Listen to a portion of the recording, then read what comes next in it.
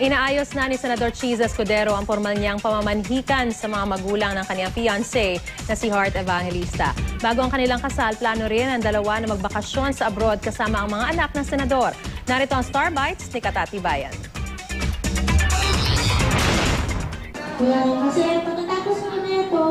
Kahit masama ang pakiramdam, pinasaya pa rin ni Kapuso Sweetheart Heart Evangelista ang mga batang may thalassemia o sakit sa produksyon ng red blood cells sa katawan.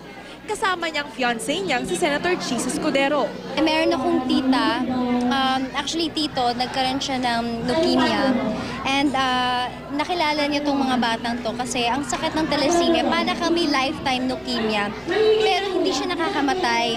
Ang nakakamatay kung wala kang pambayad. So, na-introduce ako sa kanila. May magic show at palaro. Nahawakan din ng mga bata ang mga asong ito ng Philippine Animal Welfare Society o PAWS. Bago ikasal sila Heart at Cheese sa Pebrero, magbabakasyon ang dalawa. Kailan lang, isinama ni Heart at Cheese ang kanilang pamilya at mga malalapit na kaibigan sa Belesin kung saan sila ikakasal. Actually, dapat kasama yung daddy ko noon, pero hindi lang siya natuloy dahil meron siyang kailangang gawin. Pero kami magkakapatid tsaka magpinsan, nandun kami lahat. Napakita ko sa kanila kung saan yung kasal, so mas na-excite sila para sa akin. Close na close si Heart sa dalawang anak ni Cheese. At sa darating na Pasko, sama-sama silang mag-a-abroad. Isasabay na rin ni Heart ito sa paghahanda ng kanyang Monique Louelier gown. Sigurado pagpunta kami ng States, mas lalo kaming makakapag-bonding. So, looking forward naman kami doon. Hindi pa sila nakakakita kasi ng snow eh.